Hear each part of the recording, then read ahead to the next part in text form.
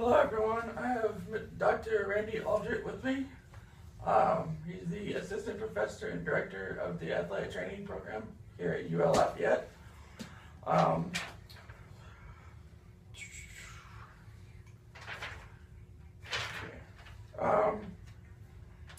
that.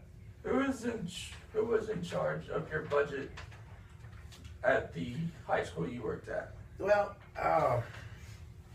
as far as determining what monies I got from a year-to-year basis, my first high school in Oklahoma City, I was given a set budget, and even though I could show need or ask for additional funds in a different area, that budget, there wasn't anything I could do to justify any increases or anything. It was all based on a specific proportion of whatever income was coming to the athletic department at the time.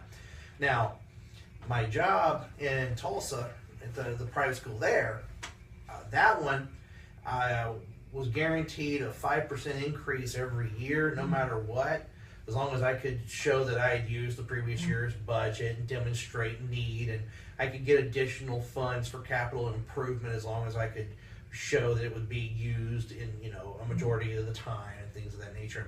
That's real easy. That's just record keeping and showing this is what it does, this is what it'll do for us, this is how it'll make it more efficient, this is what the cost is.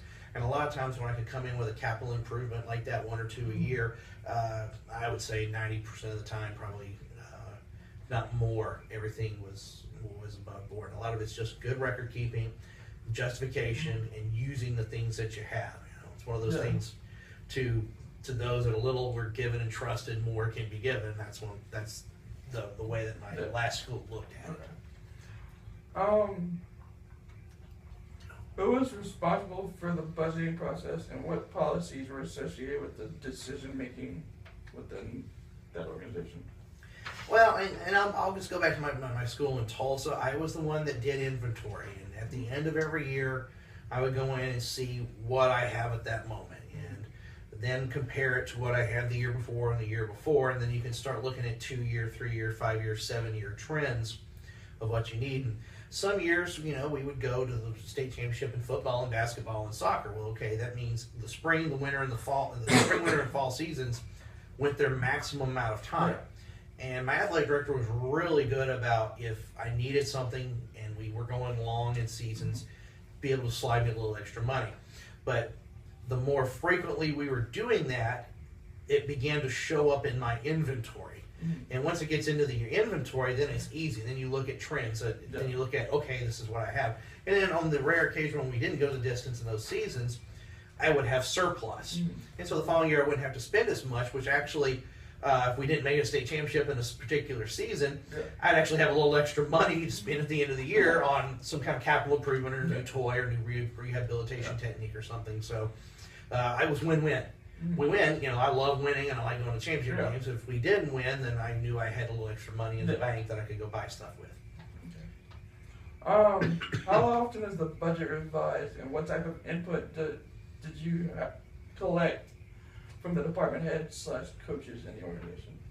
Well, when I first got to my job in Tulsa, they basically had the budget for the athletic training department set up as like a tax for every sport. So every time we used a Band-Aid, every time we used a roll of tape, every time we did this, there was a set value to it, and then each coach's budget was taken out of, okay, for football, if I spent $900, and they would be taxed that to help pay for next year's stuff.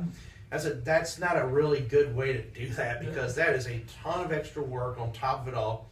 Whereas I can just set it up and we just use everything across the board, and that way, and I have my own independent budget, because it set up a situation where if a coach didn't want to take in more money out of their budget, don't take so many guys, don't do this. You're making decisions based on money and budgets and not what's in the best interest of the health and well-being of your student athletes. And that's what should always be first and foremost. And so if we set it up where I have my own budget, then that made me a truly independent entity. Because if you're dependent on somebody with money, for money, then they control a lot. They control a big part of the voice of decision making. Whereas if you have complete control of your money, from the standpoint of how it's appropriated for the different types of supplies in the athletic training room, then there's not going to be any problems. Then you just make decisions based on what is best for the patient. Okay. Do all employees have access to the budget information? Why not? I'm guessing it's coaches included. Well, when I was in there, the coaches didn't. Most of the coaches didn't care what I was spending. The only person that cared was my athletic director, and that's because he's the one that signed off on all my POs and everything. And again, as long as I showed justification and I utilized everything I was appropriated, there was never any question. Why is he spending $600 for something he uses once a year? No. If I bought something, it was going to be utility. My budget was way, way small for what I have. I didn't have the luxury to buy something and only use it once. Every time I had to buy something, there had to be that utilitarian feel to it, that it was good for football, women's soccer, softball, baseball, volleyball. It was good for everybody. Yeah. You have instances where you can't help but purchase something that's only going to be good for a handful, only boys, only girls, only what have you. Yeah. But if you have that spirit of doing what's best, what can I buy that's going to help everybody first and make that a priority in your budgeting and your purchasing, it helps. Yeah. Okay. How are budget figures derived from year to year, sport to sport, or season to season? Year to year. And then again, that's doing the first thing I did when I got to an inventory of what I had. And then we ordered stuff, things I know I needed based on just an approximation of what I had from my other school, what I typically used in a season. And then after in May, after my first year there, then I could look and see I had X, and now I have X plus Y. Yeah. And then, okay, what do I need to order for next year? And then, 2 years, and builds into 3, builds into 4, and you start having averages, and then the budget pretty much writes itself at that point for especially your perishable items, things that you're going to burn through, like your tape, your pre-wrap, your Band-Aids, things like that. What did you believe are the three most important facets associated with the budget process, and how do they communicate these tenets to others in the organization? Well, and that's the thing too. You want to make sure, if you want to have all your coaches on your side and appreciate what you do for them, then be able to have things that'll be used for the good of everyone. So utility was a priority. Being able to I bought good stuff. Yeah. I didn't buy crap that broke down all the time. And that was another thing. They respect me for it. Pay a little money, a little more for it, but it lasted. And conversely, the other thing that I try to convey to all the coaches was I would always do all the maintenance. I knew how everything worked inside and out, and I could fix it. And if something broke, I could fix it on the fly, or at least knew how to get it going. So that from that standpoint, they also respect me. And it's just, it's not being wasteful with any of this stuff. Just have it to have it. It is. Every little thing. You take a roll of saran wrap at the store, you spend $3 on it, but you put it on a bigger roll and you cut it in half and say we're going to use it for athletics, and the price triples. Yeah. And that's because they can get it, and that's not necessarily fair. But so we're trying to stay away from the frivolous stuff too. They knew that my budget was below what if I had a bigger budget, imagine we could do. Yeah. But you do the best with what you have, and you don't complain about it. And then when you get a little more and you demonstrate what you can do, then people respect you a lot more for it. So. Ultimately, who in the organization must be accountable for the budgeting process? A person that's spending the money. Yeah. Absolutely. If I got no one to blame but myself if I run out of money during the season. I was like, well, we could go, potential for us to play 15 football games and 30 basketball games and 40 baseball games exist, or go to state championship and all these seasons also. So you have to be prepared for that eventuality. And so you start, and even then, sometimes you still, even with the best planning, things still go awry. And either having enough fiscal responsibility or the capability to sock a little money away in case you run out, not a lot, but 5%, 7%, 10%, whatever it is, and still be functional the majority of the year, then that's awesome. But even the best fiscal planners can still have times where things catch them off guard, and knowing how to adjust, ask, or know where to go and to get help is a useful tool too. So, the high school we had up in Tulsa, they had a nice booster club, and if we got stuck, they were glad to help out. I didn't like going to them too much. In fact, prefer not to at all. Because parents, from time to time, they buy you something, they feel like they own you at that point. And so, I try not to get into those situations. If you can be independent, self-sufficient fiscally, then you can be independent, self-sufficient intellectually and politically. And those things are, you can't put a price tag on. What technology application did you use? What did you like about the software? What problems did you have while using it? And how did you learn how to use the application? Oh, my budget, it was all Microsoft Excel. Yeah. It's a piece of cake. It's easy, it functions, you sort, you can drop down menus. I had different tabs for, perishable items here, first aid supplies here, coolers and hardware over here, and tables and furniture and other things over here. Everything had its own little tab. Staple it together. You have a little group of students. You go through. Count how many are on here. You see this open space. This is inventory for 2007, 2008. Just go in there and count how many we have. Okay, good. Right number. Okay, good. Bring it back to me. Done. Boom.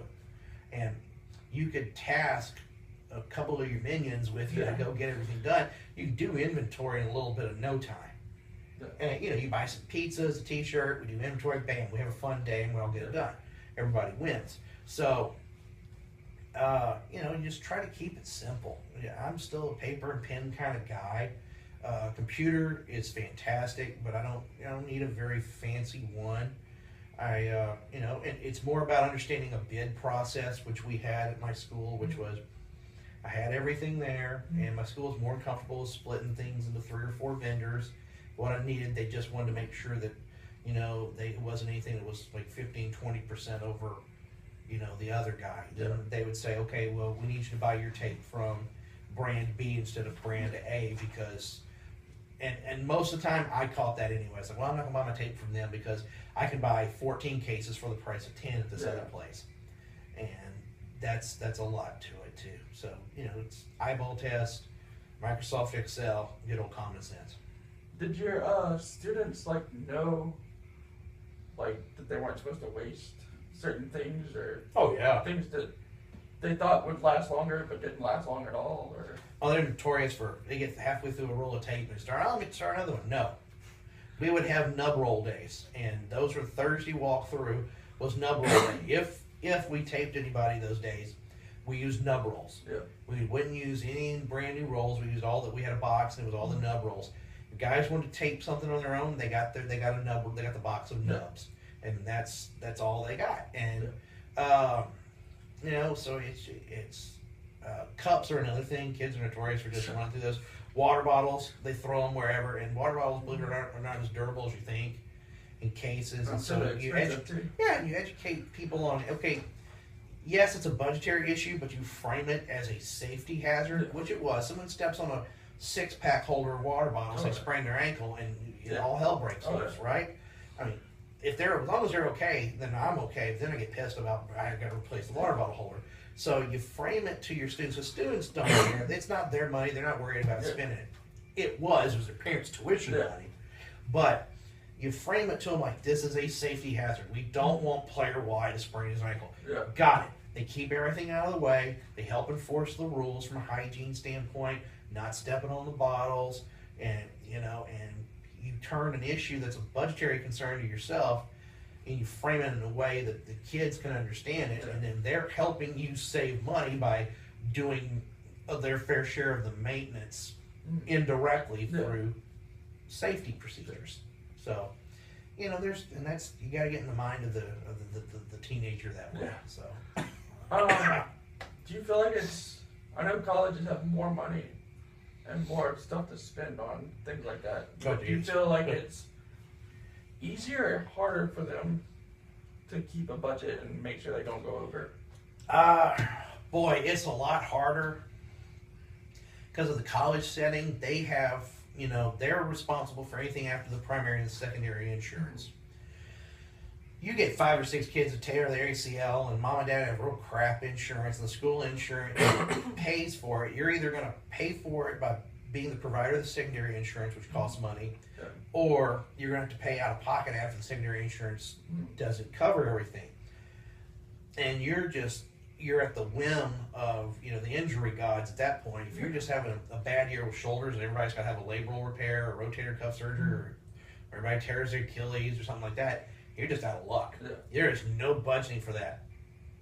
And then what happens is the next year your premiums for your insurance go up, Yeah. and that compounds the problem. High school setting, a kid gets a cold, the mom and dad takes them to the doctor. Yeah. They're a minor, they're still on their other insurance. You're fine. Once you become a loco parentis, once you become the local parent at the university setting, then, kid gets sick, goes to the health center. Kid tears an ACL, okay, we can take him to the ortho, but then the surgery, the MRIs, the other stuff, mom and dad's insurance pays to the point, and secondary insurance pays for the rest. That comes out of your budget as an athletic trainer, and that makes it that much harder. Because sometimes you can go so far over your insurance money, and then it's coming out of your budget, and then the next year it's coming out of your backside because your premium just went way up, and then your athletic director's pissed, and the expectations are, and not to mention the coaches are already mad because everybody's hurt. Yeah. So it's just coaches don't have players, and money's being spent that ain't there. Then it just makes it for a miserable experience for everybody. Definitely. So, Well, that's all I have. I appreciate you taking no the worries. time and talking to me. Gotcha. That's all I have. God bless. Go Hawks.